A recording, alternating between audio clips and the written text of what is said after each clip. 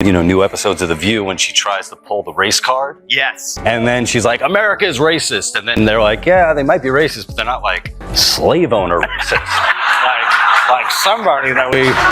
That's so true. One thing, and I would have even actually not give her any is she said, well, I guess that's just what they did back then. Yeah. She should have followed that up with saying something along the lines of, and I understand that that's a departure from the way I've talked about this before. The punchline hit its mark perfectly, sparking laughter throughout the room. Yet Greg Gutfeld wasn't satisfied with merely delivering a joke. He took the opportunity to highlight what he perceived as obvious hypocrisy. For years, Sunny Hostin has been outspoken about holding others responsible for their ancestral histories, often building her arguments around systemic oppression and historical guilt. However, when confronted with details about her own family's controversial past, she appeared to dismiss it nonchalantly, as if it were simply a part of life. Gutfeld made sure not to overlook this. He pointed out how such moments reveal the risks of identity politics, particularly when someone's narrative doesn't align with their own reality. He contended that Sunny's moral authority had just crumbled and emphasized the importance of self-awareness and subtlety when dealing with intricate issues like race and history. Funny, she's so wrapped up in identity and she had no idea who she was. Well, now we understand why she always makes Whoopi get the coffee. Exactly, because if she is shaming descendants of this, will she continue to do that when she is now one of them? Gutfeld explained that by simplifying complex issues into identity-driven arguments, activists like Sunny often overlook uncomfortable facts, including their own contradictions. The true irony, he noted, wasn't just that Sunny's ancestors were tied to a system she actively opposes, but that she failed to reflect on it. Instead, she minimized its importance, refusing to confront the obvious contradiction in her position. His remarks struck a chord with many, illustrating the clash between moral superiority and inconvenient truths. For Gutfeld, this wasn't solely about Sunny. It was a broader lesson on how personal responsibility often takes a backseat to performative outrage.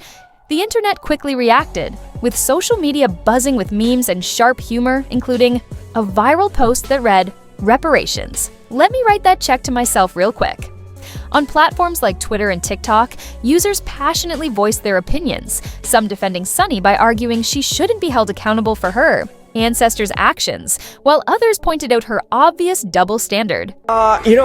In her defense, everyone has ancestors that did unspeakably horrible things. It's just that not everyone's ancestors have records tied to their DNA about it. Worried for Sunny Hostin's progeny in the future that do a DNA test and find out that they were related to a cast member of The View. And they're like, oh, it all makes so much sense now. Why I'm so stupid and fat. This sparked a passionate debate. Should public figures like Sunny be held to the same moral standards they demand from others? Critics argued that her response lacked the introspection and growth that should accompany such a prominent platform. Meanwhile, Sunny's dismissive reaction to her family's past shifted the conversation away from potential self-reflection and toward accusations of hypocrisy. Rather than tackling the complexities of ancestry and accountability, the focus shifted to her failure to reckon with her own history, turning it into yet another discussion on who is truly morally accountable. Then came the awkward aftermath. On The View, as news of her ancestors being slave owners broke, the lively tone at the table quickly evaporated, leaving behind an uncomfortable silence. Even Whoopi Goldberg, known for her witty retorts, seemed uncertain how to respond to such. An ironic twist. In contrast, the atmosphere on Gutfeld's show was far more relaxed. His co-host didn't hold back, making sharp jabs and playful remarks, with one suggesting Sunny might need to start shaming herself for her family's past. Their laughter acted as a pointed critique, further exposing the cracks in Sunny's moral stance. Even Rosie O'Donnell chimed in, providing a more thoughtful perspective on the situation. I guess there's nothing worse than to find out you're a white woman. She's so disappointed. It's really disappointing. Her mother was white. Oh my The God. shame. Oh my God. The horror. History, and finds out that she's, this is fantastic. She is descended from slaveholders. She's descended from slaveholders, and she's been apparently getting a lot of mail about her call for reparations because it turns out she's going to be paying them and not actually receiving. She emphasized that individuals should be judged by their actions, not their ancestry, and warned against oversimplifying complex issues like race and history. Her viewpoint highlighted how such revelations can challenge rigid narratives, prompting uncomfortable but necessary self-reflection. The responses to Sunny's reaction revealed a clear divide. Some saw it as a chance for personal accountability, while others viewed it as yet another case of identity politics backfiring. Regardless of the perspective, the tension surrounding her response was unmistakable. What could have been an opportunity for growth for Sunny instead turned into a debate over her perceived hypocrisy and reluctance to face her own past. This situation serves as a reminder that no one's history is without complexity. It also raises an important question. If you demand accountability from others, shouldn't you hold yourself to the same standard? Whether Sunny chooses to confront the issue directly or ignore it, how she handles this moment will ultimately influence her legacy. Out the View hosts, among the dumbest people on television. Sunny's dumb. Certainly not the brightest person. And what she just said just doesn't make any sense. It's just like so silly to say. It's not a well thought out.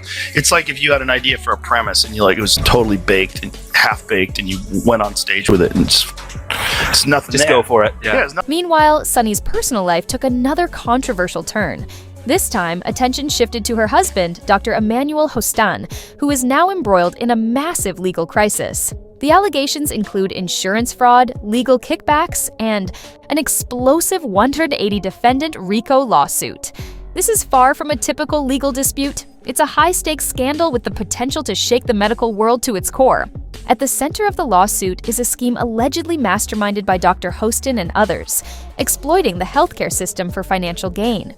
The charges include accepting bribes to perform unnecessary surgeries and submitting fraudulent insurance, claims for procedures that may never have occurred. Picture patients undergoing anesthesia for surgeries they didn't need, while insurance companies unwittingly footed the bill. If these allegations prove true, this could become one of the most shocking medical scandals in recent memory.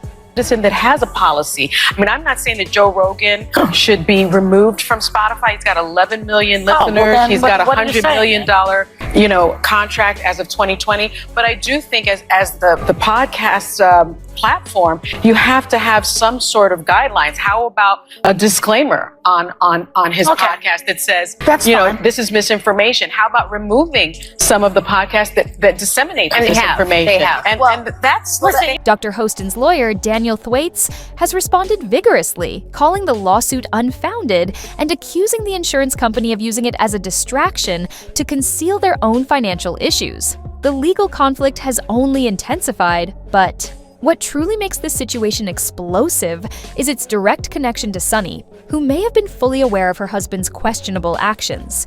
Enter Joe Rogan, the podcast mogul, who wasted no time pointing out the hypocrisy he perceived on The View. He highlighted that while Sunny frequently criticized others for their medical advice, she never acknowledged the possibility that she might have known about her husband's alleged illegal activities. Rogan's remarks further stoked the flames, casting doubt on Sunny's credibility as she found herself caught between her own public image and her husband's legal troubles. This is no longer merely about the lawsuit, it's about the reality behind the public personas of well-known figures. The drama continues to unfold, and how Sunny chooses to address it or remain silent will likely shape the way the public perceives her in the future.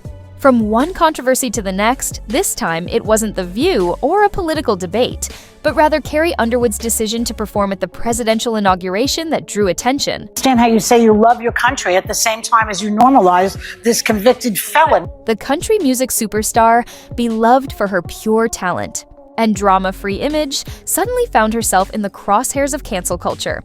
What was meant to be a moment of pride, a chance to celebrate her country, quickly turned into a whirlwind of backlash. Critics were quick to accuse her of supporting a convicted felon simply because she agreed to perform. But here's the twist.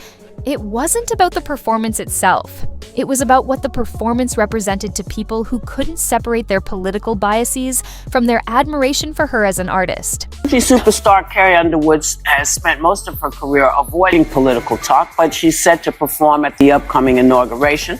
She said in a statement that she's doing it because the country must come together in the spirit of unity and look to the future.